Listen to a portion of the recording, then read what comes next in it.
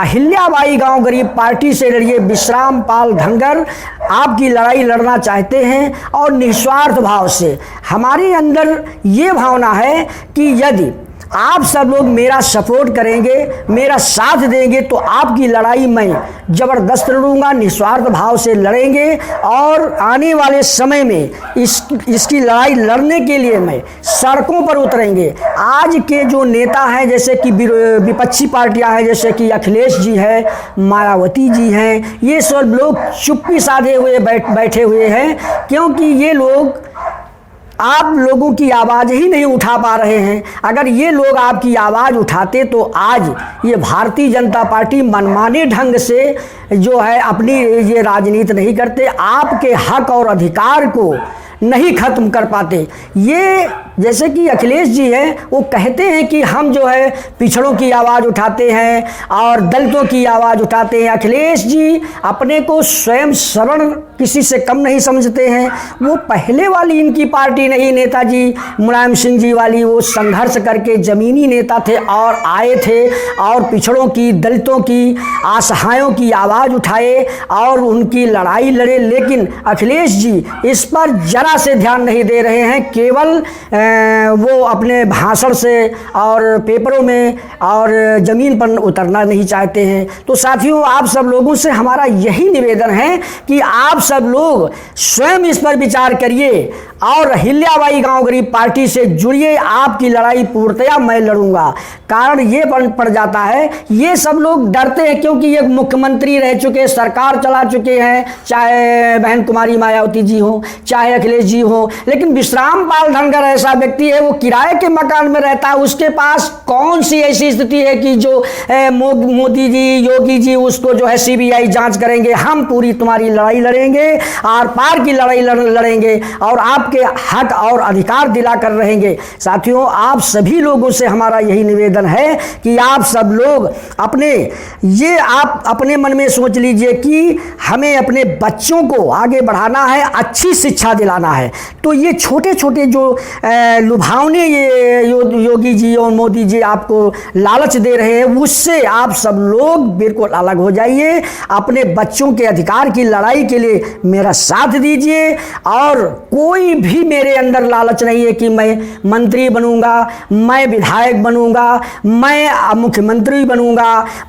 अगर आप लोग चाहे तो हम हिस्सेदारी लेंगे, भागीदारी लेंगे राजनीति में, नहीं तो आपकी लड़ाई पूर्णतया मैं लड़ूंगा। जैसे कि अब इधर देख लीजिए कि स्वामी प्रसाद मौर्य है और उनको देख लीजिए कि वो केशव प्रसाद मौर्य हैं।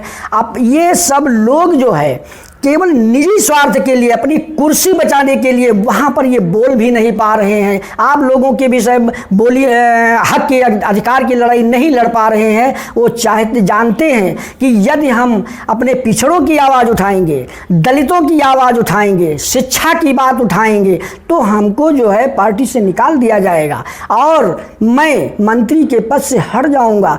तो वो अपना निजी स्वार्थ सोच रहे हैं और अपने समाज को वो ऐसा बिल्कुल बलि का बकरा बना दिया है और मीठे चुपड़े भाषण देते हैं। इनके मंत्री पद से आपका लाभ होने वाला नहीं जब तक के लिए बाबा साहब भीमराव अंबेडकर, पेरियार रामास्वामी नायकर, छत्रपति साहू जी महाराज, ज्योतिबा राव फूले, इन महान महापुरुषों ने आपकी लड़ाई लड़ी थी और दबे कुचले लोगों के अधिकार की लड़ाई लड़ी और अपने जो वो संविधान के माध्यम से और ये आपको आगे लाने का काम किया था।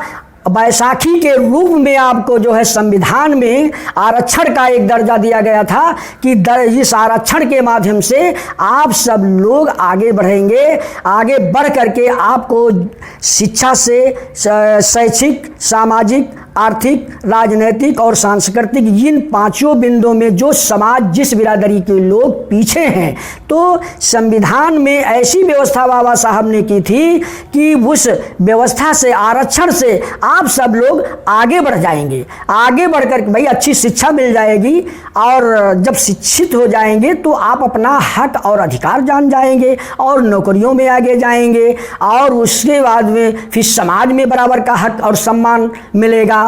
तब वो लड़ाई उन महापुरुषों ने लड़ी आपको आगे बढ़ाने के लिए, और आपको आगे बढ़ाया भी। उस ज़माने में आप लोग कुर्सी पर बैठने को नहीं पाते थे, बराबर चलने को नहीं पाते थे, लोग अछूत मानते थे। बाबा साहब ने ऐसी व्यवस्था बनाई थी कि आप सब लोग आज बराबर कुर्सी पर बैठते हैं, और डॉक्टर भी बने, इंजीनियर दलित समाज के लोग बने, पिछड़े वर्ग के लोग बने।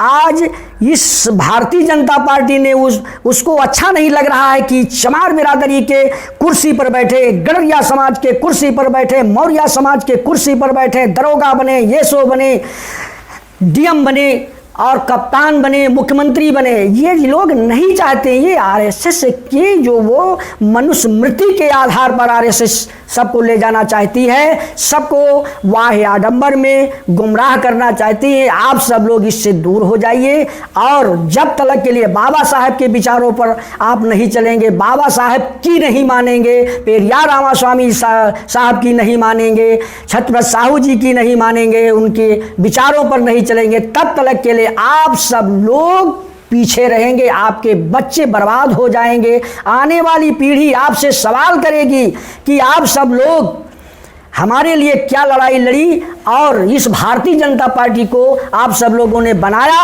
और हमारा हक और अधिकार चला गया, पूरा भविष्य बर्बाद किया। तो साथियों, आपसे मैं यही निवेदन करना चाहता हूं कि इन सब के चंगुल में मत पड़िए। ये सब लोग आपको गुमराह करके वोट लेते हैं, छोटा छोटा लालच देते हैं, गेहूं, चावल, चना और वो किसान निधि के माध्यम से, और सब कुछ ले लिया। अब आपके बच्चे को नौकरी मिल जाए, डीएम बन जाए, एसपी बन जाए, आपका बहुत बड़ा जो है एक सम्मान मिल जाएगा। इससे हम लोगों को आगे बढ़ने के लिए मौका नहीं मिलेगा। धन्यवाद।